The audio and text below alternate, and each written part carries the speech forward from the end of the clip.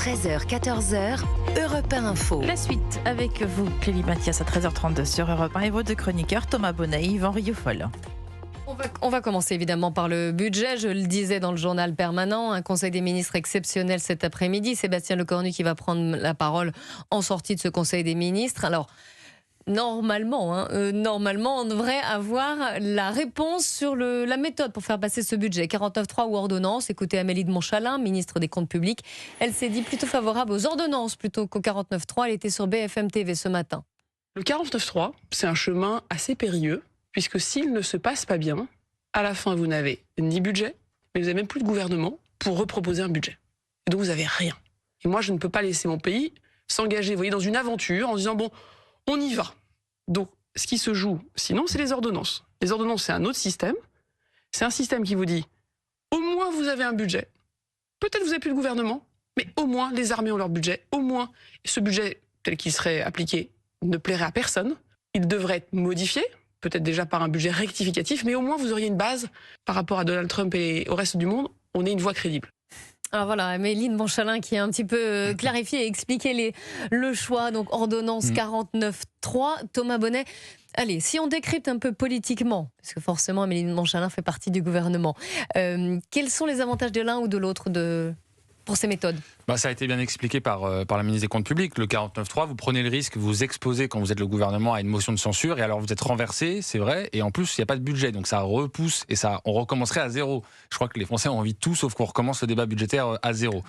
Ensuite, il y a les ordonnances. Les Français, pas que d'ailleurs. Oui, je crois que nous, on peut se mettre avec. Les députés aussi.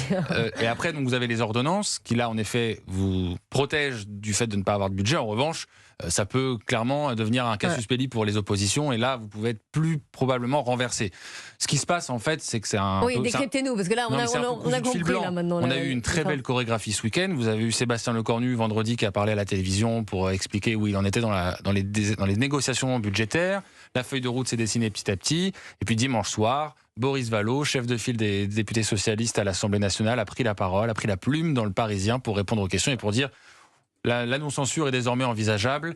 C'était une façon de dire qu'effectivement le PS avait obtenu gain de cause. Et comment ? Puisque le budget tel qu'il nous est présenté est une véritable fabrication socialiste. Vous avez par exemple une surtaxe sur les grandes entreprises à hauteur de 8 milliards d'euros. Ça concerne 400 entreprises, c'est pas rien du tout. Vous avez également les impôts de production qui devaient être baissés, qui ne le seront pas. Donc en fait, si je devais résumer, le gouvernement, au cours du week-end, a acheté la non-censure du Parti socialiste avec ces mesures-là. J'ajouterai dans ces mesures la suspension de la réforme des retraites qui a déjà été entérinée dans le budget de la sécurité sociale. Déjà, Donc voilà, on a une co-construction de ce budget entre les macronistes et les socialistes depuis le début. On a mis 4 mois, je pense que ça aurait pu mettre un peu moins de temps. On a désormais plus ou moins la certitude que le PS ne censurera pas, et donc ça passera. Il y a 3 motions de censure, enfin 3,49.3 qui vont être déposées, qui vont être activées, le volet recettes, le volet dépenses et le texte entier. Et le gouvernement devrait normalement, sauf surprise, on ne sait jamais, mais devrait survivre à ces motions de censure. Alors le gouvernement devrait survivre, mais la France, j'allais dire, non mais économiquement, le gouvernement a surcontient dans la ligne des 5%.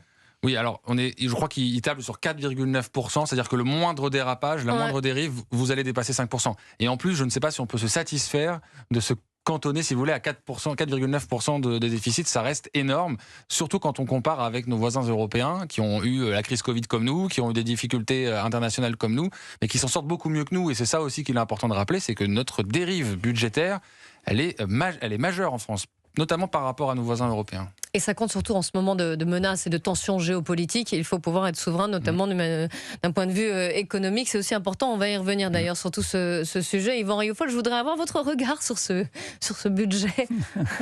Je vous vois sourire.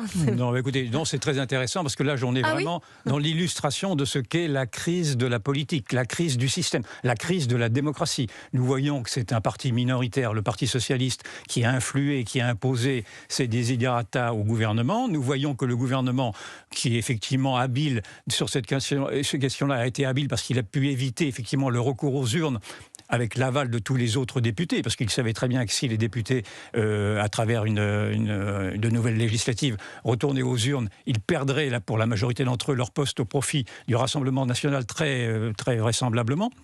Et donc, on a assisté là, encore une fois, à un jeu de bonneteau qui était celui qui a été mené par, en effet, le Premier ministre qui, dans son habileté là, a malgré tout joué un peu les abus de confiance, parce qu'on savait, en plus, on devinait très bien qu'à travers cette stabilité recherchée, c'était une stabilité qui allait feindre une sorte d'immobilisme, et cet immobilisme-là a été acquis au prix de 7 milliards d'euros de dépenses supplémentaires. C'est ce qui a été à peu près accordé au Parti socialiste à travers ce qui a été dit d'une super taxe pour les grandes entreprises, d'un ticket restaurant à 1 euro, etc. Et toute une d'autres séries de mesures qui ne sont pas des mesures urgentes si l'on s'accorde à dire que l'urgence était de réduire l'endettement de l'État et de réduire le périmètre de l'État-providence qui s'ouvre pour l'instant à tout un chacun et notamment à une immigration qui ne s'intègre plus. Donc tous ces problèmes n'ont pas été posés, tous ces problèmes restent posés et nous voyons là la grande mascarade politique qui est celle qui caractérise le macronisme depuis le début et qui arrive à son terme, me semble-t-il, parce que les Français ne peuvent pas comprendre ce qui se passe.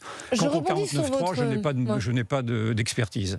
Non, mais je rebondis sur un des mots que vous avez utilisé. Vous avez dit le mot habileté. Thomas Bonnet, est-ce que Sébastien Lecornu a été plus habile que ses prédécesseurs, Michel Barnier, François Bayrou?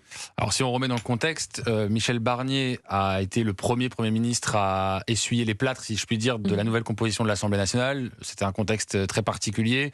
Je pense qu'il n'avait pas assez ménager le Rassemblement national en oubliant sans doute un peu de discuter avec eux. François Bayrou a fait une opération kamikaze en demandant le vote de confiance qu'il n'aurait jamais dû demander et c'est ce qui a provoqué son départ. De ce point de vue-là, oui, Sébastien Lecornu tient plus longtemps. Après, parler d'habileté, je ne sais pas la nature des discussions qu'il a avec les uns et les autres. Je sais qu'il compose avec une réalité politique très compliquée, très fragmentée.